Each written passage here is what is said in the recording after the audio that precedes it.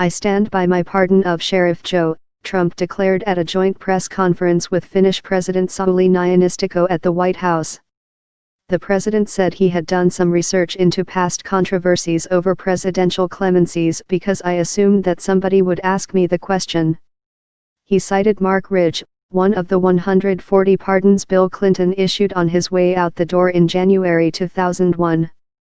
The fugitive financier decamped to Switzerland after being charged with evading $48 million in taxes and trading oil with Iran in violation of U.S. sanctions. Trump said Ridge was charged with crimes going back decades, including buying oil from Iran while it held 53 American hostages, and he was pardoned after his wife donated hundreds of thousands of dollars to the Clintons. Ridge's former wife, Denise Ridge, was a top contributor to the Democratic Party, and also gave money to Hillary Clinton's Senate race in New York. Trump accused Clinton of pardoning dangerous criminals, citing Susan Rosenberg, a member of the Weather Underground terrorist group. She was tied to a 1981 armored car robbery that claimed the lives of 2 police officers and a guard.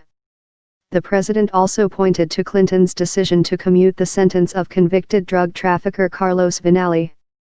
Trump hit Obama for commuting the sentence of criminal leaker Chelsea Manning, calling that a horrible, horrible thing that he did, as well as the sentence of Oscar López Rivera, a member of the radical Fuerzas Armadas de Liberación Nacional, FALN, Puerto Rico independence group behind a deadly bombing campaign in the 1970s and 1980s.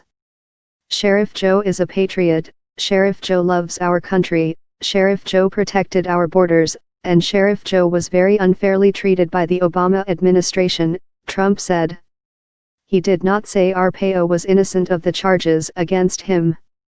The president's decision to pardon Arpaio, announced Friday night as Hurricane Harvey began its devastating march into Texas, drew angry responses from elected officials, civil rights advocates, and Latino Americans. Arpaio, an early and fervent supporter of Trump's presidential campaign, had been convicted of criminal contempt last month for failing to obey a federal judge's order to stop targeting Latinos on the basis of their suspected immigration status. It was just the latest tangle with the law for the self-styled America's toughest sheriff, whose tactics met time and time again with court rebukes and cost taxpayers millions in settlement fees.